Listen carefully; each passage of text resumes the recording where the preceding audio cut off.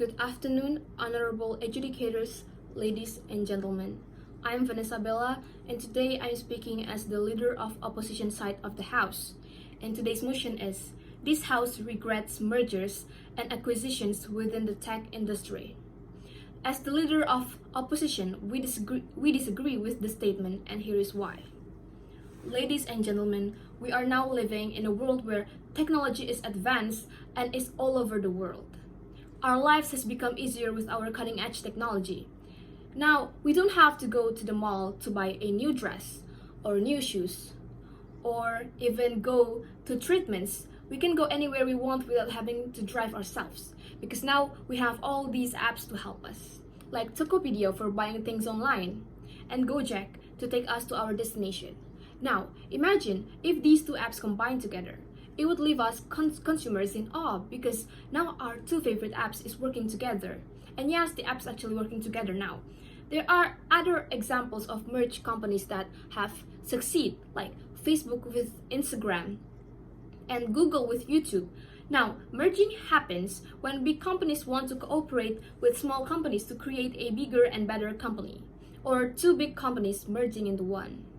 And there are actually a lot of advantages in merging in tech industry. Before I'm talking about my arguments, I would like to talk about the proposition side of argument.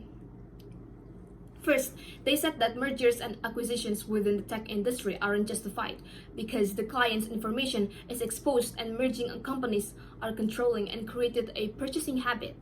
Well, this is our rebuttal. Well, nowadays, because of customers' demand on the safety of their private information, most companies now make sure that there will be no client's information leaked.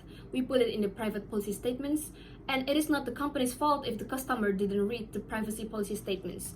Of course, it is long because we have to keep the customer's privacy safe, so there are a lot of laws. And again, on the very bottom, there is a tick box where it said, I have read and agreed to the privacy policy. If in the private policy the company didn't put any safety towards the merging, there is a low chance of the client's info being leaked. And if it did, the company will try to help and fix bugs on the app to help secure the client's information, private information.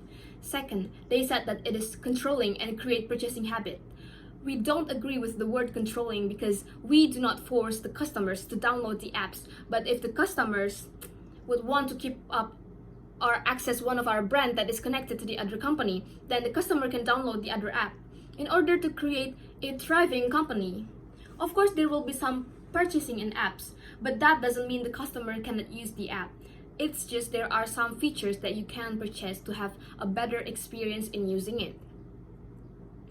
Second, they said it harms consumers because it eliminates options for consumers. Again, we don't agree with the statement because most consumers even happy with big companies merging together, that their two most used app is working together. And with these small companies that are trying to do a same but different kind of brand can have a little space because they have less competition. And next, they said it is also harms laborers. I don't think it is true because with merging companies, more jobs are available, and if the workers are maxed out in a big company, some workers can go to a small company with similar brands, and this will also help the small company to grow even bigger. Now, ladies and gentlemen, there are three things I want to talk about. First is, in merging companies, we can create a popular brand or features. Next, my second argument is small companies may have opportunities to grow in emerging markets. And third, maintaining the balance of the profits and losses. My first argument is merging companies create popular brands or features. For example, back then, Facebook is a really popular social media. We can see it because most of our parents have Facebook accounts, even some of us do. As time goes by, now we have Instagram, a more modern social media. And almost all the users are from us, Gen Z, by Facebook, but Instagram, it added features that are also within Facebook. This is useful because our parents or older generations that want to have an Instagram account can understand faster and better on how to use the app, because Instagram has similarities with Facebook. Or a new brand, like how there are online shops in social media, And now, Instagram has a panel for shopping, so you can see and check out new products easier in Instagram. And of course, these changes are supported by Facebook, their merging company. My second argument is that small companies may have opportunities to grow in emerging markets. Many companies are motivated to take on the risks of conducting business in emerging sectors. As new companies emerge, they have the chance to go to capital markets because they give new brands, new features, new apps. Emerging market capital can give a new air into companies that have maxed out potential for new capital domestically. And my third argument is how this maintains the balance of profits and losses of the company. With Tokopedia working together with Gojek, they also merge their branch offices, or in other technology companies, their branch stores. When local economy suffers a downturn, a company that exclusively works in one location or have small branch stores in one region are more likely to be affected or suffers. A major advantage in emerging companies, like I said, you will have more branch stores that are spread in many regions. So for example, if profits are down in one region or one place, another branch of the company may cover up the losses.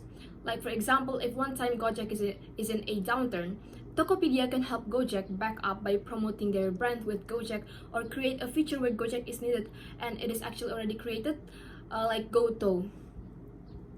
And that is all. That concludes our argument, and we beg to propose that we don't agree that this house regrets mergers and acquisitions within the tech industry. Thank you.